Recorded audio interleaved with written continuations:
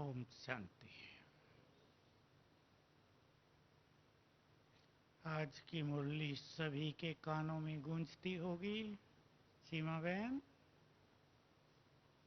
प्रताप भाई, बोलो क्या था? कर्मेंद्रिय जीत और कर्मातीत। हम सभी को कर्मातीत होना है। कर्मातीत होने से पहले एक शब्द हम यूज करेंगे, विकर्मातीत। ठीक है? विकर्मों से पार। एक बाबा की डेफिनेशन याद रखेंगे। कर्मातीत माना कर्म के प्रभाव से परे। सुंदर बात ये, लेकिन इससे भी गहरी, कर्म के परिणाम के प्रभाव से भी परे। कर्मातीत होने के लिए हमें योग बल की बहुत आवश्यकता है, ताकि सारे विकर्म नष्ट हो जाएं, हमें भोगने न पड़े। क्योंकि विकर्मों को भोगना बहुत भारी है या नहीं? जब विकर्मों का भोग होता है तो योग भी समाप्त हो जाता है और पीड़ाएं भी बहुत होती हैं। हमें ध्यान देना है एक विशेष बात पर। आज हम सभी अटेंशन देंगे। बाबा ने अपनी मुरली में लगभग 1977 ये बहुत गहरी बात कही कि 63 जन्मों के विकर्म विनाश करने में तुम्हें समय नहीं लगता। ब्राह्मण बनने के बाद जो सूक्ष्म विकर्म होते हैं उसमें बहुत समय लगता है। तो हम योग अभ्यास से अपने पुराने विकर्मों के खाते को भी नष्ट करेंगे और साथ साथ ये ध्यान देंगे कि ब्राह्मण जीवन में सूक्ष्म विकर्म न हो, क्योंकि वो मल्टीप्लाई होते हैं, 100 गुना हो जाते हैं। और वो ऐसे विकर्म हैं जिनका आम व्यक्ति को पता भी नहीं चलता। एक व्यक्ति अपने स्वभाव संस्कारों के कारण सेवाओं में विघ्न बना हुआ है, बहुत बड़ा विकर्म का खाता बनता रहता है, उसे पता नहीं चलेगा। इसलिए सेवाओं में टकराव में आने से सूक्ष्म बोझ बहुत ज्यादा हो जाता है। ध्यान दें आप, कोई आत्मा बाबा के पास आई, सुख शांति के लिए आई है, खुशी प्रेम के लिए आई है, समस्याएं लेकर आई थी, बिल्कुल हल हो जाए, हम रिलैक्स हो जाएं, इसके लिए आई है। और किसी के दुर्व्यवहार से वो डिस्टर्ब हो जाएं, उन्हें यहाँ भी भारी लगने लगे, वो रोने लगे कि आए थे किस लिए और क्या हो गया। तो ऐसी निमित्त बनने वाली आत्मा का बोझ बहुत भारी हो जाता है। ये मैंने 2 आपको उदाहरण दिए, 100 उदाहरण हो सकते हैं। यज्ञ के नियमों के विरुद्ध चलने से, मान लो हम सवेरे सो जाते हैं और हम सोते हैं और हमें देखकर कमरे वाले 4 लोग और सोते हैं कि ये भी तो नहीं उठते, हम क्या उठें। तो इसका सूक्ष्म बोझ उस आत्मा पर आ जाता है। आजकल की नई माया, कोई आत्मा 12-1-2 बजे तक लैपटॉप और मोबाइल पे लगी रहे,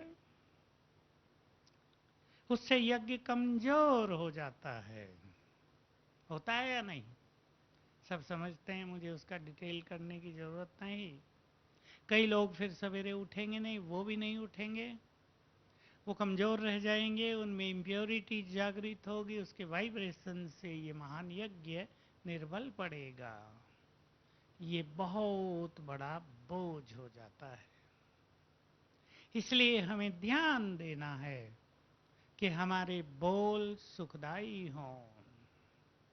जिस लक्ष्य से बाबा के पास यज्ञ में कोई भी आत्मा आती है, उसको लक्ष्य प्राप्त कराने में हमारी मदद मिल जाए, ये बहुत बड़ा पुण्य है।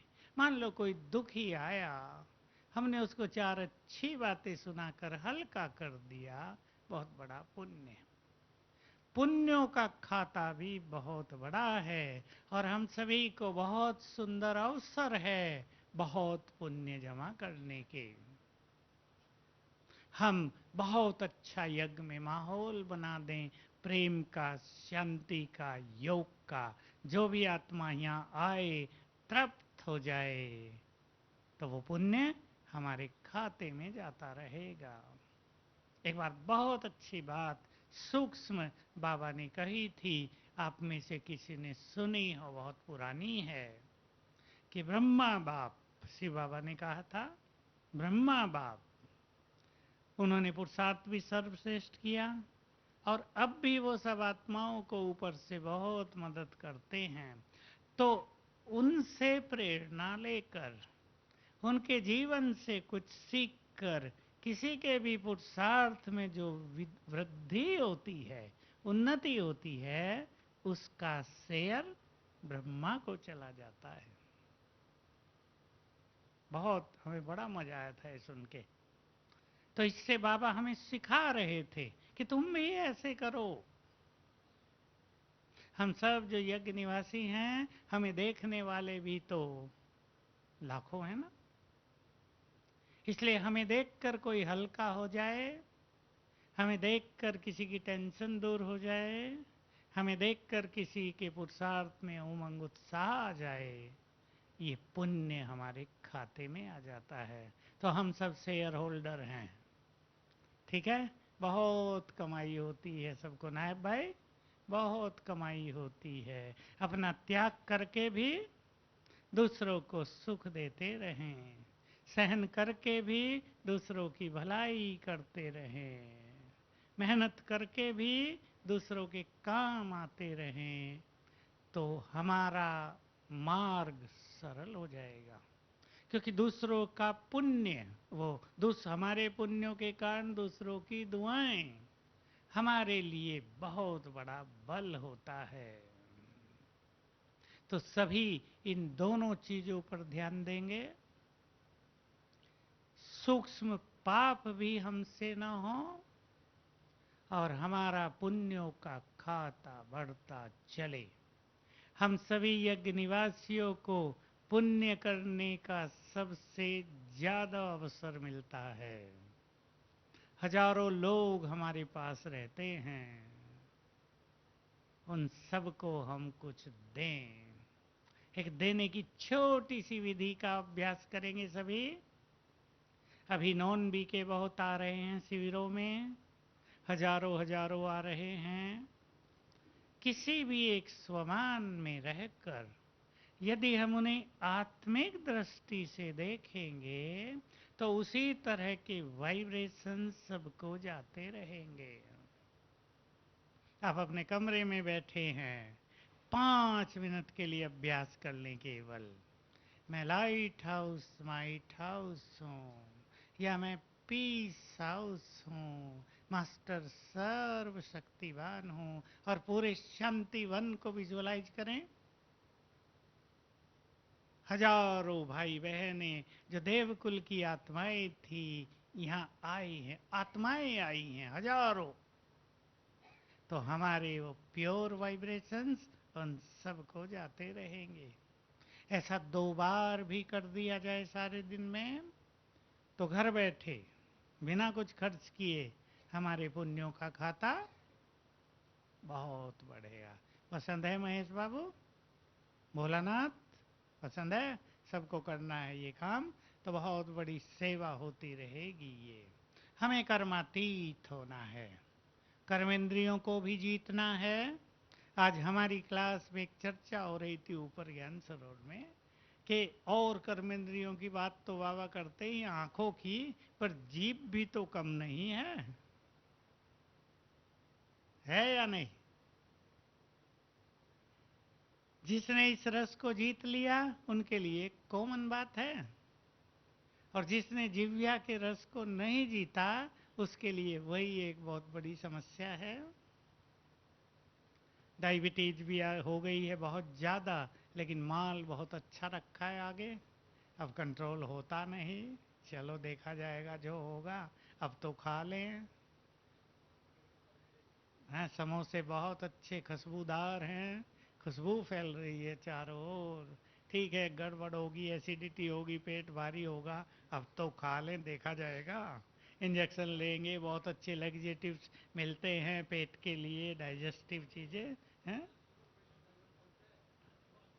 हलवा अच्छा हलवे की खुशबू ही बहुत अच्छी होती है, तो अभी तो खा लेने दो, फिर देख लेंगे, जाके घर जाके परहेज कर लेंगे। हाँ, तो जीभ के रस को कंट्रोल करना, क्या करना पड़ेगा इसके लिए? चाहे वो आंखों का रस हो, कानों का रस भी काफी खतरनाक है। निंदा रस, निंदा सुनने में, सुनाने में जो रस मिलता है, वो कभी कभी योग से भी ज्यादा दिखाई देता है। होता है या नहीं? उसमें घंटों का समय मिल जाता है और योग के लिए समय नहीं बचता। कुछ अच्छा चिंतन करेंगे अपने पुरुषार्थ को श्रेष्ठ करने के लिए, कर्मेंद्रियों पे शासन करने के लिए हमें एकांत में कुछ अच्छा चिंतन करना चाहिए। श्रेष्ठ पुरुषार्थ के लिए एकांत बहुत आवश्यक है, जिसमें हम अपने से बातें कर सकें, अपने को देख सकें। देखो, कर्म जीव के रस से बहुतों को शारीरिक कष्ट बहुत हो रहे हैं। जीव का रस है वो बताने की बात नहीं, पर मैं बहुतों को जानता हूं, उन्होंने बहुत हैवी भोजन खाया है। पकोड़े भी, क्या है ये, ब्रेड के, उसमें अंदर चटनियां भर के। अब ब्रेड के पकोड़े जब बनेंगे तो सारा का सारा तेल ब्रेड में चला जाएगा ना, या ब्रेड तेल नहीं लेगी, सारा चूस लेती है, बहुत हैवी हो जाता है, और दिल भर के खा लेते हैं फिर, थोड़ा बहुत नहीं। इसलिए थोड़ा सा अपनी डाइट पर सभी ध्यान देंगे, न केवल इसलिए कि कर्मेंद्रियों के रसों को जीतना है, बल्कि इसलिए भी कि हमें स्वस्थ रहना है, हमें सेवाएं करनी है बाबा के पास, हमें बहुत हेल्दी रहना है और इस लाइफ को एंजॉय करना है। तो भोजन, हमारे यहाँ तो खैर भोजन है ही बहुत अच्छा, पर कोई कोई पर्सनल भी बना लेते हैं हैवी भोजन, उससे जरा बचना है। पनीर कईयों को बहुत अच्छा लगता है, अच्छा है पनीर, खाना भी चाहिए, पर कितना, थोड़ा सा कंट्रोल से। कई कई लोग तो खाते भी हैं और फ्रिज में भी रख लेते हैं, उससे बचना चाहिए जरा। तो लाइट भोजन हमारी स्थिति को लाइट रखेगा, बॉडी को लाइट रखेगा, हेल्दी रखेगा, और हर एक को स्वयं देख लेना चाहिए कि क्या खाने से हमें नुकसान होता है, कौन सी चीज हमें भारी करती है।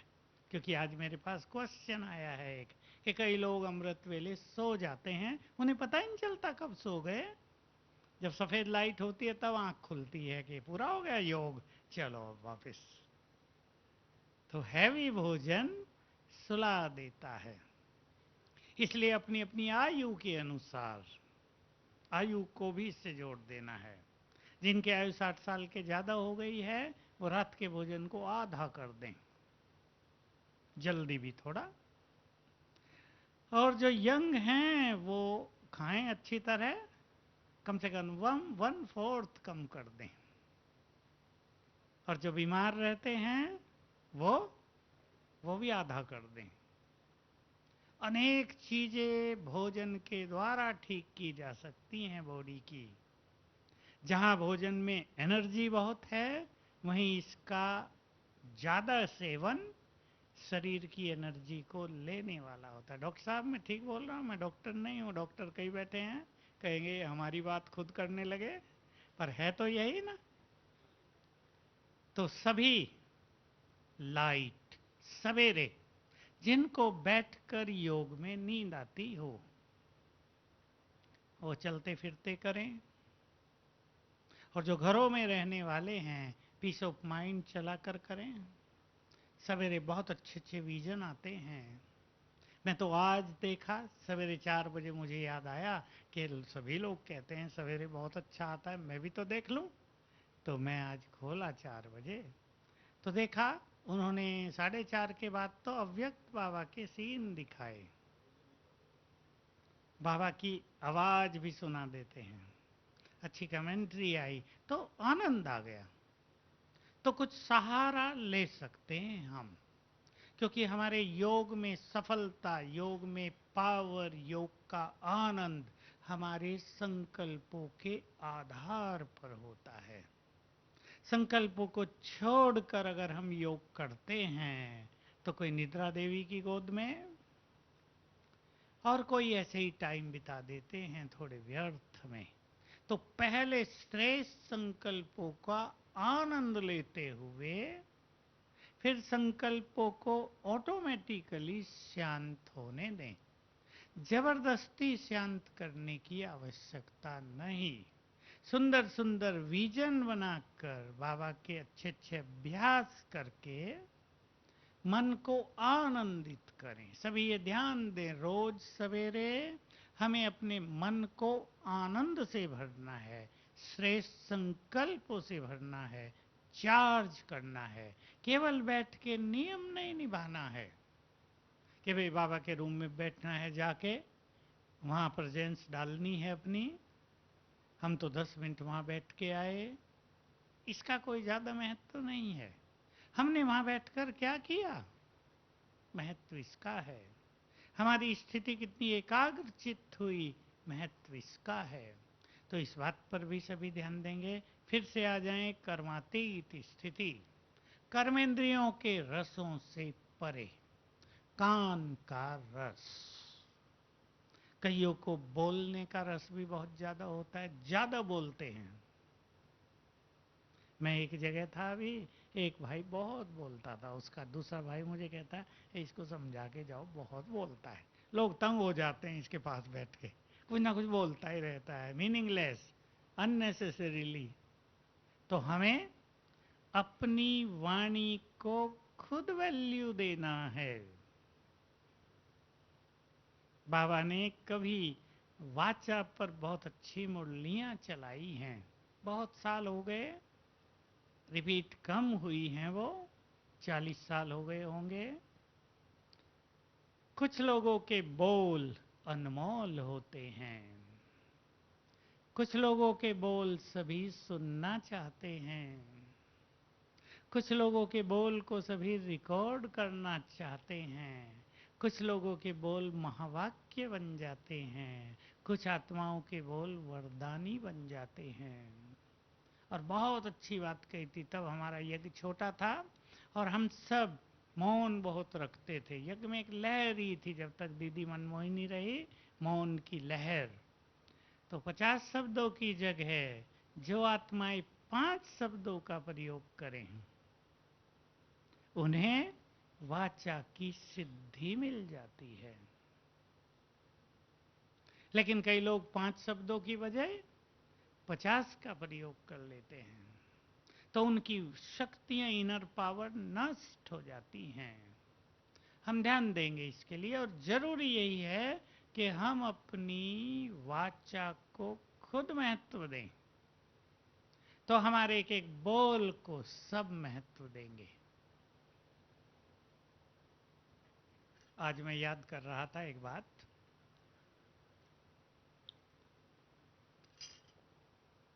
दादी ने जब शरीर छोड़ा, प्रकाशमणि दादी, याद होगा आपको, बाबा ने एक बात कही थी कि लड़ के रूप में ये बच्चा जहाँ जन्म लेगा, जैसे ही बोलना सीखेगा अपने फादर को राय देने लगेगा। आज मैं सोच रहा था अभी तो 9 साल का हो गया, अब तो बहुत अच्छी राय देता होगा, है या नहीं? 9 साल का तो बच्चा बड़ा होता है ना। हम अपने बोल को खुद महत्व दें, अपने समय को महत्व दें। अंडरलाइन करें सभी अटेंशन से, क्या हम अपने समय को महत्व दे रहे हैं? समय बहुत कीमती है और अच्छे पुरुषार्थियों को एक बात याद रखनी है, आगे चलकर ये दिन याद आया करेंगे। अब भी अव्यक्त बाबा के पाठ को देखकर हमें वो दिन याद आते हैं ना, जो पुराने हैं, याद आते हैं ना। कितना आनंद लिया है सबने। प्रताप भाई, आपको भी तो 40 साल हो गए। कितना आनंद लिया, कितनी गुह्य बातें सुनी, कैसा माहौल होता था सभा का। तो जैसे वो दिन याद आते हैं जब बाबा व्यक्त हुए, तो साकार के दिन याद आया करते थे। अब वो पाठ पूरा हो रहा है तो ये दिन याद आया करेंगे। इसलिए अपने समय को बहुत महत्व देना है। व्यर्थ की बातों का तो विस्तार बहुत है, और जो व्यर्थ में रहते हैं वो बहुत परेशान भी रहते हैं। माताएं बहुत बैठी हैं। मैं माताओं के लिए एक बात सदा कहता हूँ, क्योंकि जहाँ भी जाते हैं माताएं बहुत होती हैं। अभी भी हम दिल्ली एक जगह होकर आए 3 दिन, माताओं की संख्या बहुत थी। प्रोग्राम से माताएं खुश भी बहुत ज़्यादा होती हैं, पर उनकी समस्याएं भी कुछ ज़्यादा होती हैं। और मैं एक चीज पे ध्यान दिलाना चाहता हूँ, चाहे भाई हों या बहनें, समस्याएं उनके पास ज़्यादा हैं जो बहुत सोचते हैं। आजकल मैं ये देख रहा हूँ, बहुत सारी माताएं अपने बच्चों से इसलिए दुखी हैं कि वो ज़्यादा सोच रही हैं। उनको पता नहीं है हर आत्मा का अपनी अपनी योग्यताएं, अपना अपना भाग्य, अपना अपना पाठ, बुद्धि सब अलग अलग है। वो देखती हैं पड़ोसी का बच्चा कितना ऊंचा चला गया, मेरा बच्चा कुछ नहीं करता। अब ये तुलना बहुत अच्छी चीज तो नहीं है ना। इस तुलना ने बहुतों के परिवारों को अशांत किया हुआ है। कंपैरिजन। आज भी कोई हमसे मिल रहे थे, बहन छोटी आयु की, कह रही थी मेरी सास मेरी तुलना मेरी ननन ननन से बहुत करती है, बस उसको महत्व देती है, मुझे सदा नीचा दिखाती है। देख मेरी बेटी कैसी है, तुम कैसी हो, सदा उसके मुख पे ये रहता है, जबकि पढ़ी लिखी ये ज्यादा है। तो घर में निगेटिव वाइब्रेशंस, अशांति का माहौल रहता है। मैंने देखा उसको, बहुत देर बैठे मेरे साथ। बहुत अच्छा परिवार है, साहूकारों की लिस्ट में है, भारत के साहूकारों की लिस्ट में। मैंने पूछा रात को कितने बजे सोती हैं, क्योंकि उन्होंने मुझे इसलिए बुलाया था कि रात को नींद नहीं आती। कहा 7 बजे। समझे कौन सा 7? सवेरे का, रात का नहीं। सबसे बड़ी सजा होती है ना मनुष्य के लिए। कहा सास की बात सुन सुन के मैं हर्ट होती रहती हूँ। सभी ध्यान दे, जो यहाँ सास बैठी हैं वो अपने घरों में सुखों का माहौल बनाए। सब एक से नहीं होते। किसी की बच्ची अच्छी है, बहू थोड़ी ऐसी है, किसी की बहू बहुत अच्छी है, बच्ची में कुछ कमी है, ये सब चलता रहेगा। बड़ों का काम है मिलन करना। जो भी सास हैं उनको मिलन करना चाहिए, सताना नहीं चाहिए, कड़वे वचन नहीं बोलने चाहिए। छोटी छोटी बातों में बोलते रहते हैं, कितना दहेज लाई तुम, बस एक दहेज के पीछे सारा घर अशांत। तो धन को वैल्यू देते हैं, मनुष्य को नहीं। किसको वैल्यू देना चाहिए? सास बताएंगी। बैठी है ना कई सास, किसको वैल्यू देना चाहिए? मनुष्य को। सबसे ज्यादा कीमत मनुष्य की है। अगर आपके घर में एक गुणवान लड़की आ जाए, चरित्रवान, वो कुछ न लाए, उसका ज्यादा महत्व है मुकाबले इसके। एक हाई फाई आ जाए, करोड़ों की संपत्ति ले आए, लेकिन आपका जीना मुश्किल कर दे, सास कहे बचाओ मुझे, तो वैल्यू देंगे जीवन को। सुखदायी बनेंगे सभी, ताकि हमारे किसी व्यवहार से किसी की नींद खत्म न हो जाए। और कर्मों की गति के अनुसार जिसके व्यवहार से दूसरे की नींद खत्म होगी, उसकी भी नींद एक दिन जल्दी खत्म हो जाएगी। गोलियां काम नहीं करती। तो हम सबका ये भी परम कर्तव्य है। मैं आपको फिर से ध्यान दिलाता हूं, शाम के योग में या सवेरे के योग में लास्ट के 15 मिनट विश्व सेवा के लिए डोनेट कर दें, समर्पित कर दें सभी। संसार में मानसिक रोग बहुत बढ़ते जा रहे हैं, बहुत बढ़ रहे हैं, और इसका कारण यह है बहुतों के मन सेंसिटिव हो गए, नाजुक, सहन शक्ति नहीं रही। सब अच्छा अच्छा सुनना चाहते हैं, सुनाना बुरा चाहते हैं, सुनना अच्छा चाहते हैं। सेंसिटिव माइंड सहन ही नहीं कर पाता कुछ। समझ रहे ना, सेंसिटिव, नाजुक, जो बुरी चीजों को तुरंत ग्रहण कर लेता है, उससे मन अशांत रहता है। किसी का ज्यादा एक्टिव हो जाता है, ज्यादा सोचने लगते हैं, फिर नींद नहीं आती है, सुख खत्म हो जाता है। एक परिवार कल ऐसा भी आया मेरे पास, हैरानी की बात होती है लोगों को देखकर, क्या स्थिति पहुंच गई है मनुष्य की कलयुग के अंत में। हाईली एजुकेटेड, बहुत धनवान, कहने लगे सब बेकार लगता है, सब बेकार लगता है, क्योंकि बच्चों के ऊपर मानसिक इफेक्ट, सुख ही नहीं मिल रहा। हमें बेचारे को आंसू आ गए। बहुत अच्छा व्यक्ति, बहुत सरल चित, बहुत खुश रहने वाला, लेकिन बच्चों की स्थिति के कारण सारा सुख चला गया। तो सभी का ये कर्तव्य है, परम कर्तव्य हम सबका, जिनके पास ये शक्ति है, वो 15 मिनट सवेरे 15 मिनट शाम को विश्व सेवा में योगदान करें। विशेषकर उनको जो मानसिक रोगों से पीड़ित होते जा रहे हैं, जिनको रात को नींद नहीं आ रही है, जिनकी सुख शांति चली गई है। पसंद है? सब करेंगे। इससे बड़ा पुण्य और कोई नहीं। खास बैठकर भी आप करें, अपने टाइम पर भी कर लें, कभी भी। विधि वही, ग्लोब के ऊपर बैठें, विजन बनाएंगे, बुद्धि बाबा से जोड़ें, उसके वाइब्रेशंस ग्रहण करें, फिर कुछ अच्छा संकल्प कर लें, जैसे मैं मास्टर दुखहर्ता हूं, मैं मास्टर सुप्रीम सर्जन हूं, मैं सुखदाता हूं, पूर्वज हूं।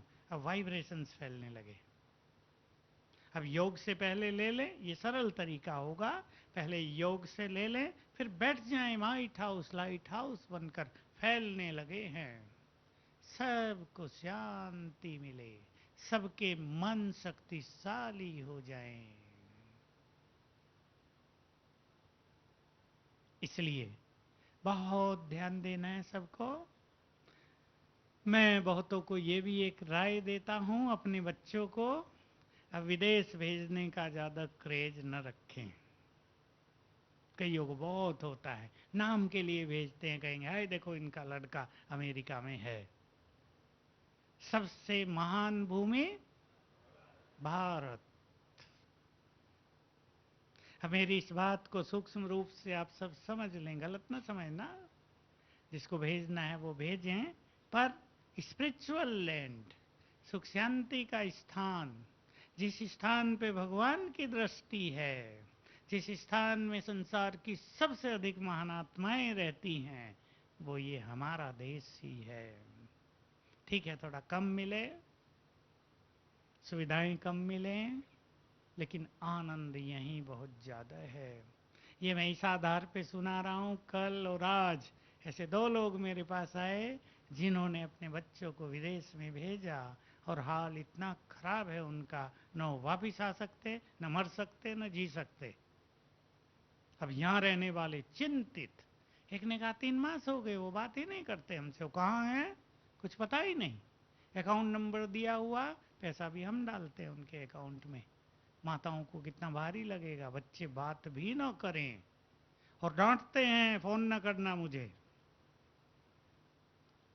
तो भारत प्रेम से भरपूर देश है या नहीं? अब तक भी हमारे देश में जितनी प्यार की गंगा बहती है, सारे संसार में मिलकर भी उतना प्यार नहीं है। भले ही बिगड़ गया खेल, पर स्टिल सबसे ज्यादा प्यार हमारे देश में ही है। तो सभी इन कर्मेंद्रियों के रसों से मुक्त रहेंगे। मैं तो उनको हंसी में कह देता हूँ, मुझे एक बात याद आ गई। मैंने कहा जब अपने बच्चों को भेजो ना विदेश में, तो ये सोच कर भेजना कि ये वापस नहीं आएंगे, तो भेज दो। अगर निर्मोही हो गए हों बिल्कुल, तो भेज दो। तो हमें कर्मातीत होना है। अब गहरी बात पर आ जाएं। कर्म के प्रभाव से मुक्त। जो भी कर्म हम करते हैं उसका प्रभाव हम पर आता ही है। कोई कर्म थकाता है, कर्म में साथियों का इफेक्ट होता है, कर्म में हमारे अपने संकल्प जो चलते हैं उनका इफेक्ट होता है। कैसे बच सकते हैं इसके इफेक्ट से? केवल एक ही चीज, अशरीरीपन। बीच बीच में अशरीरीपन का अभ्यास करते रहें। इसको बाबा ने कभी कहा था, ये ऐसे है जैसे डॉक्टर किसी को हर घंटे ताकत का इंजेक्शन लगा दे। हर घंटे ताकत, हर घंटे में एक बार बॉडी लेस हो गए, आत्मा को एनर्जी मिल जाएगी, मन फ्रेश हो जाएगा, कर्म का जो प्रभाव पड़ रहा है उससे हम मुक्त हो जाएंगे। सब्जेक्ट ये भी बहुत बड़ा है। कई लोगों को ऐसा काम होता है कि काम शुरू किया तो बाबा की याद, कुछ अच्छी स्थिति, लेकिन बीच में इतने बिजी हो गए कि सब कुछ भूल गए, कर्म के प्रभाव में पूरी तरह आ गए। तो ऐसा अपने को सेट करना है, मैनेज करें ऐसा कि बीच बीच में कुछ भी अभ्यास होता रहे। एक बहुत अच्छा अभ्यास जो अभी बाबा ने बताया था, मैं आत्मा इस देह में अवतरित हुई, उठते ही एक विजन बनाए कि वतन में बाबा मेरे सामने खड़े हैं और मेरे से बात कर रहे हैं दृष्टि देकर कि लो ये मेरी सारी शक्तियां, लो मैं तुम्हें संपूर्ण प्योरिटी का वरदान दे रहा हूँ, जाओ नीचे, वो तुम्हारा शरीर, उसमें प्रवेश करो और विश्व कल्याण का कार्य करो। आ गए हम देह में। इस फीलिंग के साथ शुरुआत करें सवेरे के समय। 4 बजे भूल जाए 5 बजे करें, 6 बजे तक अवश्य कर लें। ऐसे सुंदर अभ्यास हमें कर्म के इफेक्ट से मुक्त रखेंगे। कर्म का जो परिणाम मिलता है उसका इफेक्ट मनुष्य पर बहुत होता है। कर्म हमने बहुत अच्छा किया लेकिन सफलता न मिली, निराश। बहुत मेहनत की, हारते गए, विजय हुई नहीं, बहुत निराश। आगे की उमंग भी खत्म। अभी भी एक माता अपने लड़के को लाई, क्रिकेट खेलता है बहुत अच्छा, कहा कई बार 0 पर आउट हो गया, बहुत निराश है, इसको अब जरा भरो इसमें पावर। मैंने उसको बैठाया, अभी की बात है 2-4 दिन पहले, मैंने उसको बैठाया और एक दूसरे लड़के का उदाहरण दिया। देखो रणजी ट्रॉफी में जाना चाहता था, उसका भी हाल यही हो रहा था। उसका माँ बाप ज्ञान में, वो भी लड़का ज्ञान में, उसको ये अच्छी चीजें सिखाई, फटाफट सफल हुआ, रणजी ट्रॉफी में पहुंच गया। कहा तुम भी ऐसा करो। तो जीत के बाद अहम न बढ़ जाए, हार के बाद निराशा न बढ़ जाए, सफलता के बाद इतनी खुशी न हो जाए कि असफलता पर उदासी आ जाए। सफलता पर खुशी तो सबको होगी, पर इतनी ज्यादा नहीं कि उभयमुखी होकर हमें असफलता को सहन करने की शक्ति से वंचित कर दे। प्रशंसा सुनी हमने, फूल गए हम बहुत। अगर बहुत फूल गए तो जब निंदा सुनेंगे बहुत डाउन हो जाएंगे। इसलिए एक सुंदर बैलेंस रखना है, और इस बैलेंस का एक बहुत अच्छा तरीका है। मैंने छोटी आयु में श्रीमद् भगवत गीता से ये बात सीख ली थी, कर्म करो प्रभु अर्पण कर दो। मैंने किया, मैंने बहुत मेहनत की, इस भाव से ऊपर उठ जाओ। परिणाम अच्छा मिला वो भी तुमको अर्पित, और कुछ थोड़ा बहुत गड़बड़ हो गई वो भी तुमको अर्पित। बहुत अच्छी मनोस्थिति इससे रहेगी। इसलिए सभी इस बात पर बहुत ध्यान देंगे। ये बात बहुत गहरी है, अति गहरी। कर्म के परिणाम का इफेक्ट गहरा ना हो जाए। होगा तो थोड़ा बहुत, लेकिन जल्दी उसको मैनेज कर लें।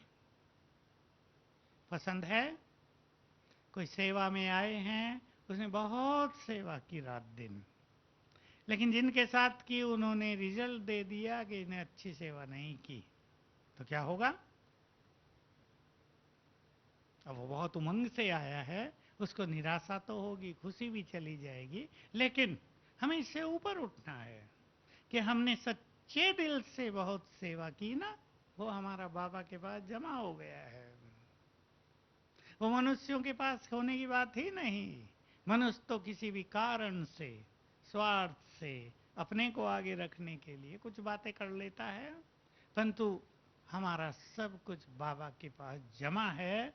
उसके अकाउंट में हम हैं, उसकी दृष्टि में हम हैं, तो इससे बहुत हल्के रहेंगे। मैं आपको 3 बातें याद दिला दूं आगे के लिए, जिन पर सबको अच्छे अभ्यास करने हैं। No question, no question, no complaint. तीसरा है नो आश्चर्य। एक हिंदी शब्द, एक इंग्लिश। नो आश्चर्य, नहीं समझेंगे नहीं ना माताएं सब।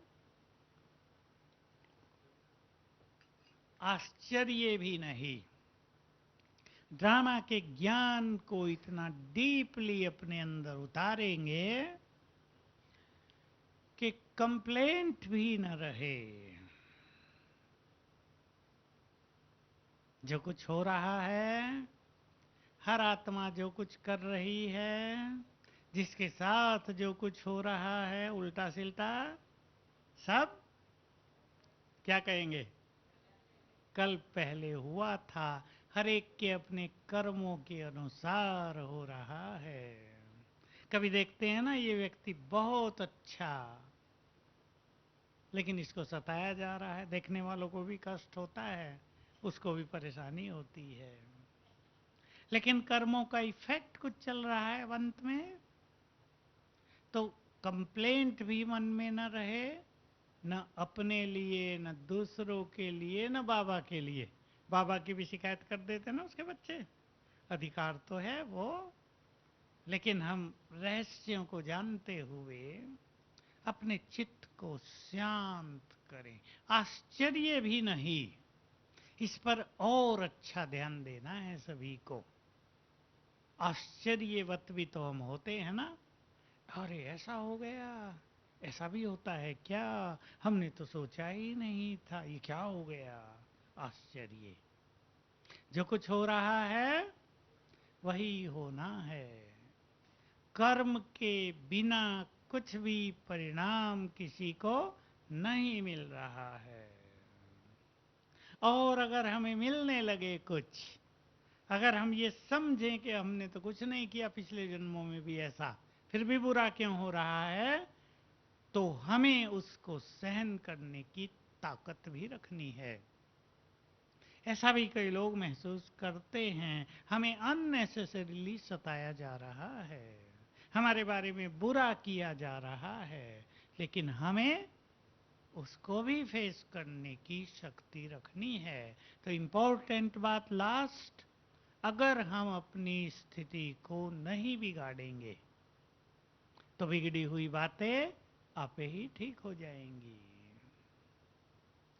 तो सभी बहुत अच्छा चिंतन करेंगे।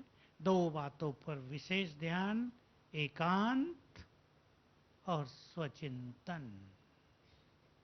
ये तीन शब्दों को बहुत अच्छी तरह अपने अनुभव में लाएंगे और अब हम अभ्यास करेंगे रिकॉर्ड बजने तक। ज्ञान सूर्य आंखों के सम्मुख है। रेड लाइट कर दें। चलें सभी एक गुड फीलिंग में। मैं मास्टर ज्ञान सूर्य, मेरे अंग अंग से शक्तियों की किरणें फैल रही हैं,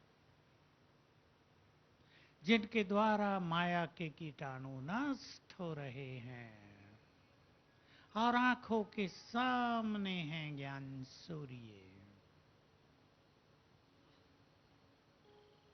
सामने से उनकी किरणें मुझ पर पड़ रही हैं।